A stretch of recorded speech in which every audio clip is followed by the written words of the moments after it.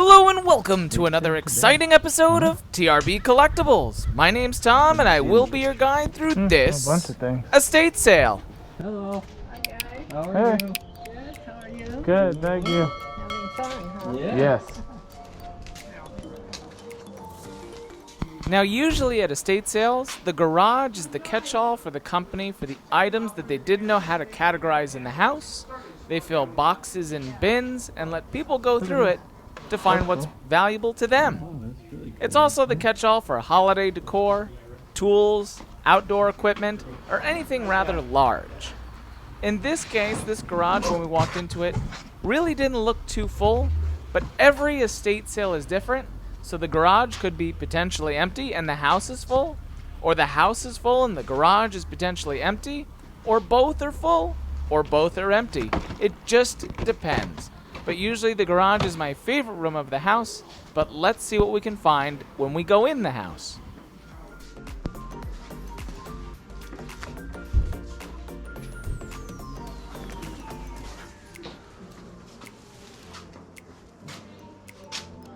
Nothing much in here, huh?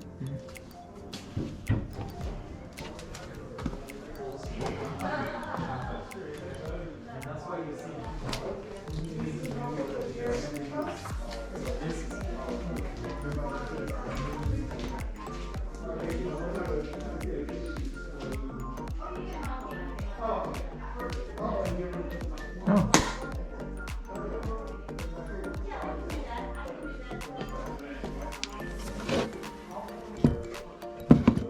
Just empty boxes.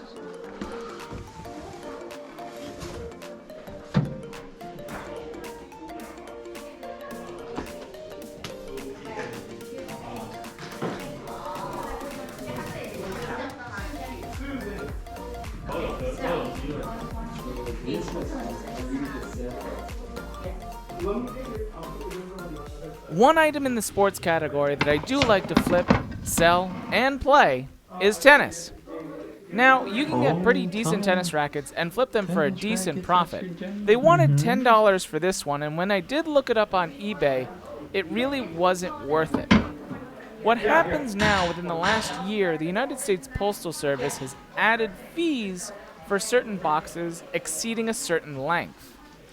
I talk about this in detail in my video called How to Pack and Ship a Tennis Racket. I do break down the fees in detail. If you want to go ahead and check it out, I'll link it down below. With the new fee associated, it increases my cost point on when I buy and ship a tennis racket. So a lot of tennis rackets now that I look up have to be the right price in order for me to sell them. And now I prefer to sell them more locally than I do online.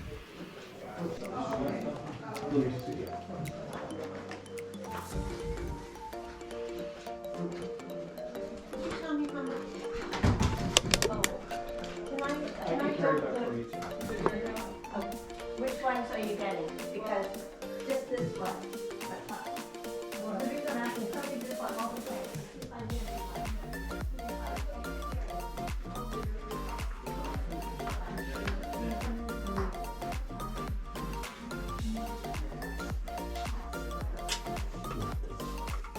No? Are there comparables? No, type it in. Type in M&M's, jam and red. Yeah, that's a good.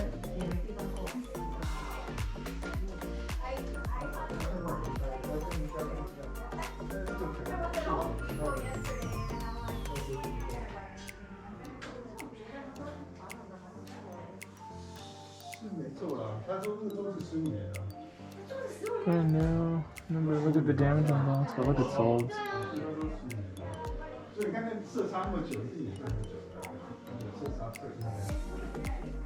Now remember shipping costs. In there, your price point's $12.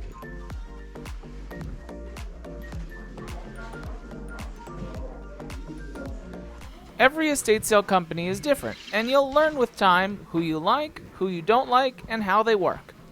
Some companies prefer certain items and some don't. So you can see that this company has sold books in the past, and this is their preference. Oddly, they listed certain book sets and certain books as different prices. because they wanted what the value was. And some estate sale companies will just give you $1 or $2 per book because they don't have a preference in selling literature. So it just depends on where you go, but in this case, these magazines that I'm looking up were not worth it to me because you cannot ship magazines media mail, making them too expensive to ship because they're too heavy.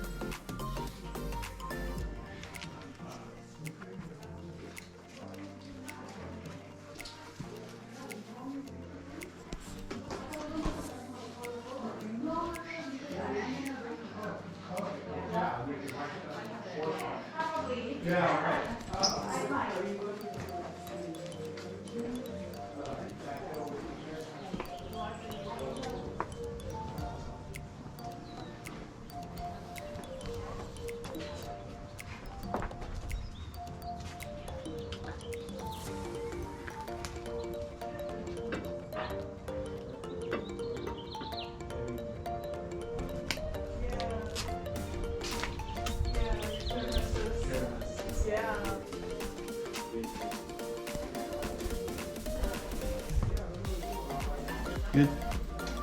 I haven't checked the. Yeah, I thought that was another room, but it's just a mirror. Should try rocking you.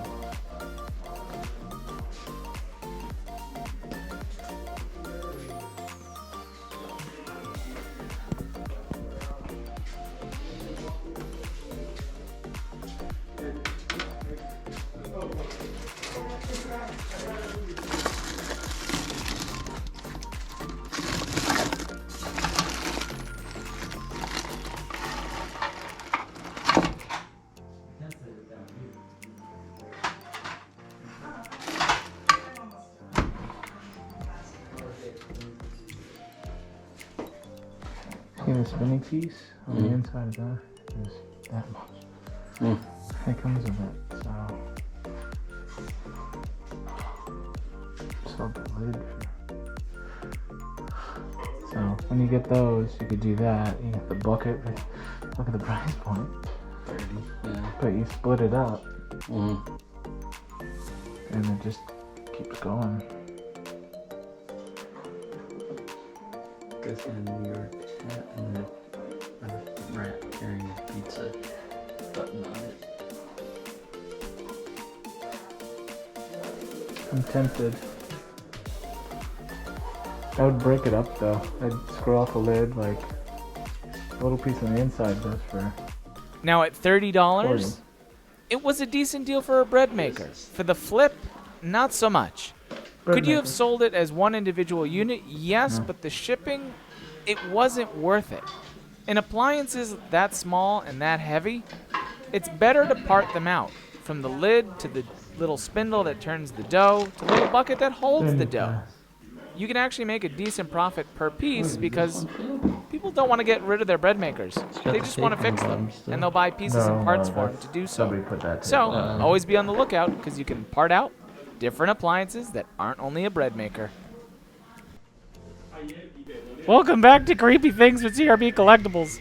Ugh, this bear is creepy. And you know what's even creepier? They wanted $20 for it. What? Now, as we were heading out, I did notice this mixer. They wanted $40 for it. I've sold them in the past, and they can bring in a pretty decent profit. eBay was telling me a different story as far as this model. They wanted $25 to $40, including shipping. So my buy cost would have completely outweighed anything that I could have sold it for. So I had to leave it behind.